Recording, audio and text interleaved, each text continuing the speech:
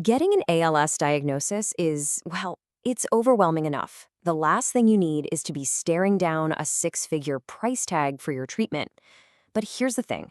What if I told you those crazy, scary costs could actually be brought down, way down, maybe even to zero? That's exactly what we're going to explore today. We're going to break down the real numbers and show you a clear step-by-step path to making these life-changing medications truly affordable. So here's how we're going to break it down. First, we'll tackle that initial sticker shock head-on. Then we'll get into how your insurance really works. It's your first line of defense. After that, we'll uncover this incredible network of patient assistance programs. Then I'll give you a simple financial action plan. And finally, we'll look at the bottom line, what you can actually realistically expect to pay. All right, so let's just dive right in and talk about the numbers that cause so much anxiety. Because let's be honest, the list prices for these new ALS drugs are enough to take your breath away. First up, one of the main treatments. So that's the ballpark annual list price for the oral version of Radicava. This is a really key treatment that, for some patients, can slow down the progression of ALS by about a third. This is the big, scary number you see in the headlines. And check this out. This was the annual list price for Relievrio before the company decided to pull it from the market. Now, the good news is patients who were already on it can keep getting it for free, but a price point like this just shows you the trend for new therapies coming out. Okay, so when you put it all together on a chart like this, you really start to see something interesting.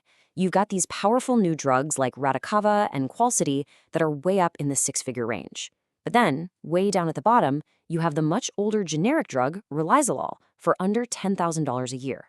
This huge gap is our first clue that the list price isn't the whole story, not even close. So you see those giant price tags, and you're probably thinking, how on earth do I fight that?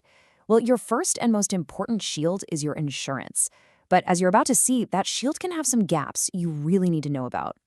Think of your insurance as your primary tool for covering the bulk of the cost, but, and this is a big but, it's not a complete wall. You're almost always on the hook for a piece of it. That comes in the form of things like your deductible, and then either a fixed fee called a copay, or a percentage of the total cost, which is called coinsurance. Okay, let's make this real. Look at infused drugs, things like the IV version of Radicava under Medicare Part B. Medicare pays 80%, which sounds great. The problem? You're responsible for the other 20%. And 20% of a drug that costs $145,000 a year is still almost $30,000. That's a huge, huge gap. But, and this is so important, you don't necessarily have to pay that 20% out of your own pocket. A supplemental plan, what people often call a Medigap plan, is specifically designed to cover that coinsurance. This makes it an absolutely essential piece of the puzzle for a lot of patients. Okay, what about oral drugs, things you take by mouth, like the pill version of Radicava? For that, we're talking about Medicare Part D. And listen up, because there is a massive, game-changing update coming in 2025. You'll pay your deductible and your coinsurance until you've spent $2,000 out of pocket. And after that, your cost for all your covered drugs drops to zero.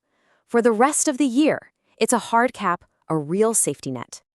All right, insurance is a huge help. We've got that. But what about those gaps we talked about? The deductibles, the copays. This is where the magic really happens. This is where a powerful but kind of hidden network of support programs steps in to close those final financial gaps for you. This whole support network, you can really think of it as resting on three main pillars. First, you've got programs run directly by the drug companies themselves.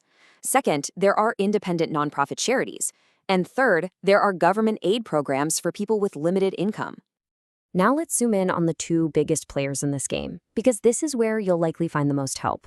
On one side, you've got patient assistance programs, or PAPs. These are run by the drug company. On the other side, you have nonprofit foundations like the PAN Foundation. The company program is all about their one specific drug, while the nonprofits can offer grants that are a bit more flexible. Sometimes they even help with your insurance premiums. Let's make this super concrete. Take the JourneyMate program. That's the one for Radicava. If you have commercial insurance, they can give you a copay card that literally brings your costs down to zero. And what if you're uninsured or your insurance doesn't cover enough? If you meet their income rules, they might just give you the drug for free. Period. Okay, this is all fantastic, right? But you're probably wondering, so what do I actually do? How do I get this help? It can seem really complicated, so let's walk through a very clear 4-step action plan to get you there. Seriously, if you follow these steps in this order, you're building your financial support system brick by brick. You have to start with the drug company's own program. They're the experts on their drug and how to get it paid for. Step 2, layer on top of that by looking for nonprofit grants. Step 3, if you have limited income, look into government programs like Extra Help. And number 4, and this is crucial, never, ever take no from an insurance company as the final answer. There are entire organizations that exist just to help you fight denials. So, after all that, what's the bottom line? What does this all mean for your wallet? Let's look at the night and day difference this action plan can make. We'll put the costs side by side, with assistance and without it. I mean, just look at this. It's basically 2 completely different realities. On the left, you've got those terrifying numbers we started with, nearly 29 grand a year, or even the full 171 grand if you're uninsured. But then, look at the right side. This is the new reality when you tap into that network. With a Medigap plan, with manufacturer assistance, with nonprofit grants, every single one of those costs can potentially be brought all the way down to 0. So what's the big takeaway from all this? It's simple, really. That giant 6-figure price tag you see on the news, that's almost never what a patient actually has to pay. By strategically combining your insurance plan with these amazing assistance programs, getting the medicine you need for little to no cost isn't just a dream. It's a very, very real goal for so many people. And that kind of brings us to one last big picture thought to leave you with. It's absolutely incredible that this whole safety net exists to help people, but it also makes you ask a bigger question, right? Is a system that requires this much work, this much navigation, just to make a life-saving drug affordable, is that a system that's truly working? Or is it maybe a sign that something, somewhere, is fundamentally broken?